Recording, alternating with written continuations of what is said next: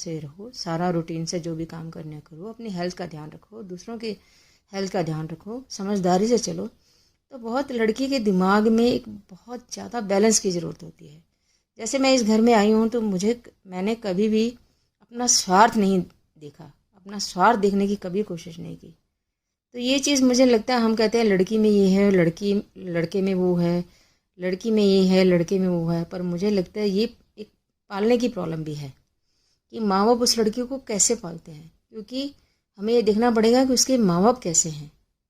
या उनकी बैकग्राउंड कैसे रही, क्योंकि उसके माँ बाप की बैकग्राउंड से उसके माँ बाप बने होंगे, और उन माँ बाप की बैकग्राउंड से उस लड़के की बैकग्राउंड बनी होगी। जैसे मेरी माँ के घर वालों की बैकग्राउंड बहुत अच्छी थी, फिर मेरी माँ की बैकग्राउंड अच्छी बनी उनके माँ बाप से, तो मेरी बैकग्राउंड मेरे माँ बाप से अच्छी बनी।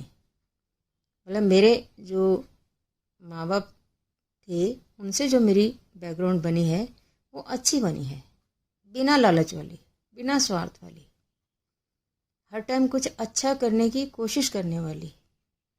दूसरों का भला करने वाली, दूसरों की हेल्प करने वाली। तो इसके लिए मैं कभी कभी बैठ के सोचती हूँ कि मेरी नीयत बहुत साफ़ है, इसलिए मैं ये सब कर पाती हूँ।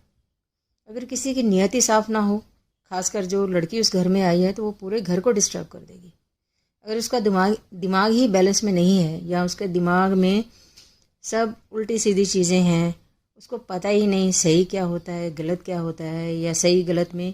क्या फ़र्क होता है, या ये इधर लाइन से, इस पतली सी डिमार्केशन से, इस पतली सी लाइन से जो सही गलत में होती है, जो बहुत कम लोगों को नज़र आती है, तो उस लाइन से मैं इधर जाऊंगी तो गलत हो जाएगा, इधर जाऊंगी तो सही होगा। तो मुझे गलत में नहीं जाना तो इस लाइन से इधर नहीं जाना, तो मुझे सही में जाना है, इस लाइन से इधर जाना है, सही में, सही की तरफ, तभी बात बनती है।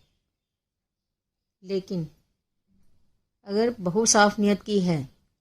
घर वाले साफ नियत के नहीं हैं, या माँ बाप सही नियत के नहीं हैं, माँ बाप मतलब जो उस घर के